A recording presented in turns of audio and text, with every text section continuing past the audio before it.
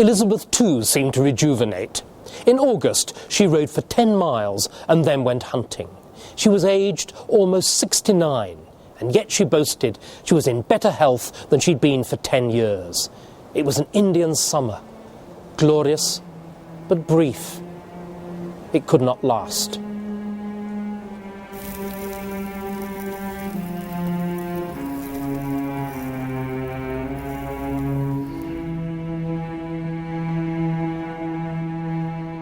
For God's sake, let us sit upon the ground and tell sad stories of the death of kings.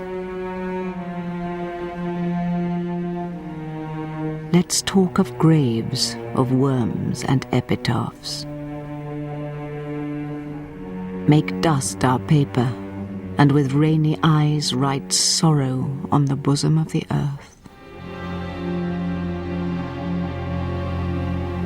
By March 1603, Elizabeth was in serious decline. She was suffering from ulcers in the throat, fever, and lack of appetite.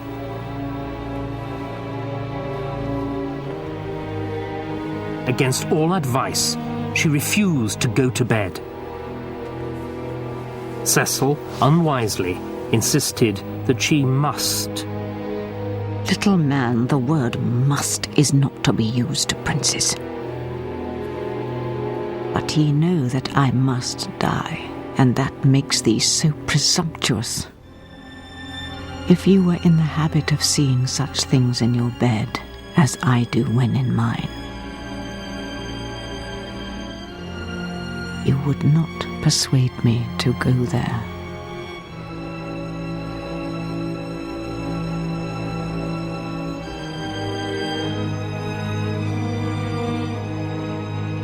After 2 weeks on the floor in the same clothes, Elizabeth asked her attendants to get her to her feet.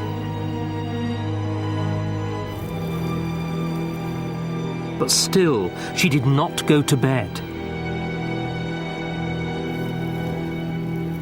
Instead, she remained standing in total silence for the next 15 hours.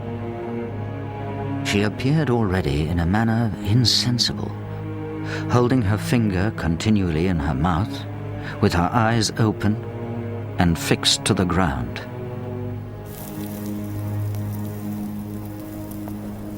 As Elizabeth's death approached, a young man was pacing the courtyards of the palace. He was Robert Carey, the Queen's cousin, and he'd resolved to make his fortune in the new reign by being the first to let James know that Elizabeth was dead and that he was King of England. He informed James of his intention and told him not to leave Edinburgh. And then he returned to the palace to watch and to wait with the rest.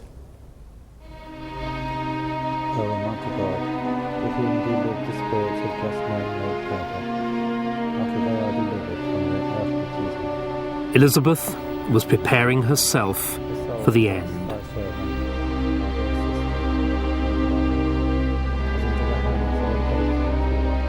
The Archbishop kneeled down beside her and examined her first of her faith. And she so punctually answered all his questions, by lifting up her eyes and holding up her hand, as it was a comfort to all the beholders. Then the good man told her plainly what she was and what she was come to. Though she had been long a great queen here upon earth, yet shortly she was to yield an account of her stewardship to the King of Kings. At 10 o'clock at night, on the 23rd of March, 1603, Elizabeth falls into a deep sleep. She never woke up.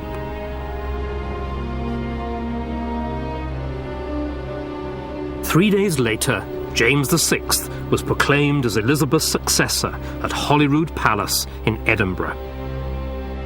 England and Scotland were joined under one monarch. Elizabeth's body was brought by water from Richmond to Whitehall. There it lay for 5 weeks, watched over day and night by her ladies-in-waiting.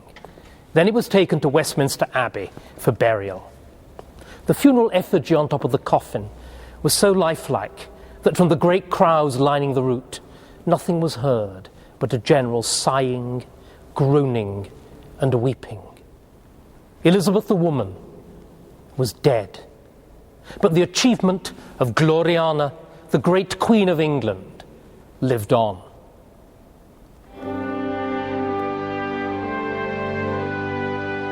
When Elizabeth came to the throne, England was an insignificant country. When she died, it was a major European power. She had begun her reign by promising to avoid the mistakes of her sister Mary. By and large, she succeeded. Elizabeth had founded a national church, and she inspired a national literature. Her father, Henry VIII, had reinvented the idea of England. Elizabeth became its living embodiment. Few monarchs have been better loved by their subjects. None has exercised a more powerful hold over the imagination of succeeding generations. The myth started within a few years of her death, when the preface to the King James Bible hails her as that bright occidental star, Queen Elizabeth of famous memory, and the star still burns bright.